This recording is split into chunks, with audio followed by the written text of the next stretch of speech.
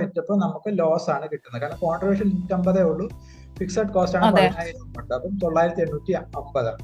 Okay, ഇനി next 10 quantity ആക്കി വിചാരിക്കുക. മിസ്സസ് എ ആ കടയിൽ 10 പിസ്സ പ്രൊഡ്യൂസ് ചെയ്യാൻ തുടങ്ങി. അപ്പം സെല്ലിംഗ് പ്രൈസ് ഒരെണ്ണത്തിന് 250, 10 എണ്ണത്തിന് 2,500.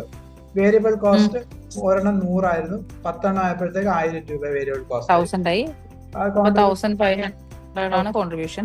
പക്ഷെ ഫിക്സഡ് കോസ്റ്റ് മാറുന്നില്ല, ഒരു മാസം അപ്പോഴും 10,000 രൂപയാണ്. അപ്പൊ ഇപ്രാവശ്യം 8,500 ആയി. മോറൽ ഓഫ് ദ സ്റ്റോറി എന്താന്ന് വെച്ചാൽ, as long as contribution is less than fixed cost, Susie will always make loss. അതായത് ഈ കോൺട്രിബ്യൂഷൻ ഉള്ള കളിയാണ് ഫുഡ്. കോൺട്രിബ്യൂഷൻ ഈ 10,000-നേക്കാളും കൂടുതൽ വരുന്ന ഒരു സമയത്തായിരിക്കും അത് പ്രോഫിറ്റബിൾ ആയി തുടങ്ങും. ഓക്കെ, ഈ കേസിലല്ല, ഒരു പിസ വിറ്റപ്പോഴും 10 പിസ വിറ്റപ്പോഴും കോൺട്രിബ്യൂഷൻ എപ്പോഴും ഫിക്സഡ് കോസ്റ്റ് ആയ 10,000-നേക്കാളും കുറവാണ്. So contribution is less than fixed cost, it is making loss. Now let us do one more thing.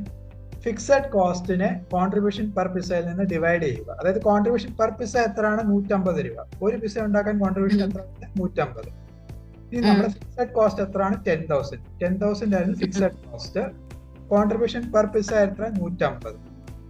150 ആണ് കോൺട്രിബ്യൂഷൻ പെർ പിസ, ഒരു പിസയുടെ കോൺട്രിബ്യൂഷൻ വരുന്നത്. ഇത് രണ്ടും കൂടെ ഡിവൈഡ് ചെയ്ത 10,000 by 150.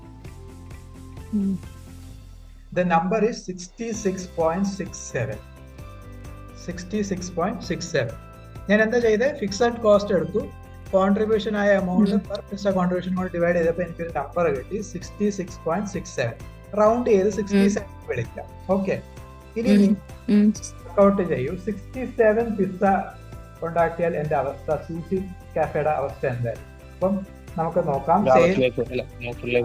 അപ്പൊ ഇവിടെ നോക്കാം. 61 പിസയുടെ ഇതാണ്, 67 നമ്മൾ നോക്കുവാണ്. അപ്പൊ സെല്ലിംഗ് പ്രൈസ് എത്രയായി? 67 into 250. 1 pizza, selling price ഇതിന്റെ will be for 250 pizzas, it will be 16,750. Variable ഒരെണ്ണത്തിന് 100, 67 എണ്ണത്തിന് 6,700. അപ്പൊ ഡിവൈഡ് subtract ചെയ്തു. So your contribution now from 150 it has gone up to 10,050, and finally it is fixed cost. So finally it has become profitable. So this is what you call break even. Sushi Cafe break even ആയത് എത്ര pizza ready ആയപ്പോഴാണ്? 67 pizzas അവർ ഒരു മാസം വിൽക്കാൻ തുടങ്ങിയപ്പോഴാണ് Mrs എയുടെ Susie കാഫെ profitable ആവും. So ഇതിനെയാണ് നമ്മൾ ബേസിക്കലി ബ്രേക്ക് ഈവൻ അനാലിസിസ് എന്ന് പറഞ്ഞത്.